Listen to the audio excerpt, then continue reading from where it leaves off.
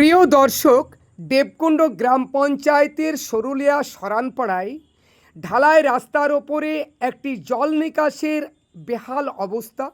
ঢালাই রাস্তার উপরে জল জমে রয়েছে। অস্বস্তিকর একটি পরিস্থিতির মধ্যে এলাকার মানুষ বাস করছেন। এলাকার মানুষ কি বলছেন, চলুন বিস্তারিত আপনাদেরকে শোনাবো। পানিতে তুলে নামাজ পড়তে গেছি, নুঙ্গি টুঙ্গি ওই ধার দিয়ে ঘুরে গেছি। বাকি টাইম মসজিদে যাওয়ার রাস্তা নেই, আমাদের একটাই মসজিদ যাওয়ার রাস্তা। পুরো রাস্তাতেই পানি, এই যে পানি, ওই দিকে আগে পানি, আমাদের গাড়ি লাগানো আছে, পুরো ডুবে গেছে পানিতে।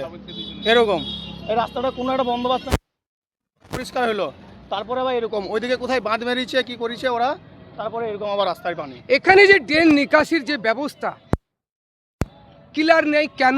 ওরা জানবে ক্লিয়ার নেই কেন, ওইদিকে পানি যেতে দিচ্ছে না, ওরা ওদের জায়গা ডুবে গেছে, ওরা যেতে দিচ্ছে না।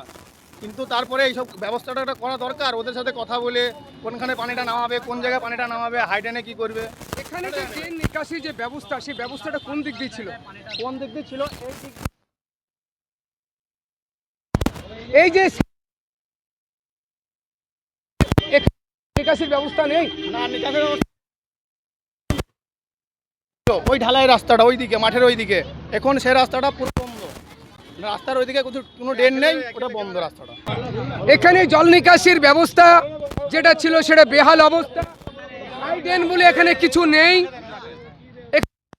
এখানকার সমস্যা হচ্ছে, আগে এইখানে যে রাস্তার নিচ দিয়ে NH-34 নিচ দিয়ে একটা সাঁকো ছিল, সেই সাঁকোটা ভেঙে গেছে, দিয়ে নিকাশিটা বন্ধ হয়ে গেছে।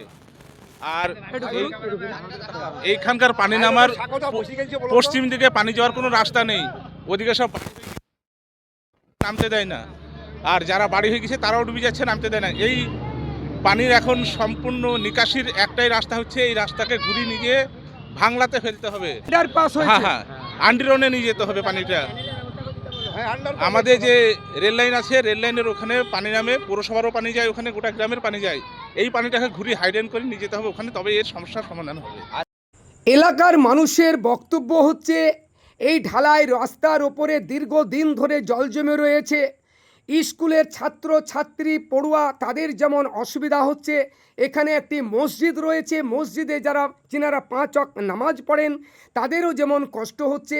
স্বাভাবিক কারণে এলাকার মানুষের বক্তব্য, দ্রুত এখান থেকে হাই ড্রেন করে সরুলিয়া 110 নম্বর যে রেলগেট আন্ডারপাস আছে ওখানে গিয়ে কানেক্ট করতে হবে, হাই ড্রেন করে নিয়ে গিয়ে, তবে এই সমস্যার সমাধান হবে।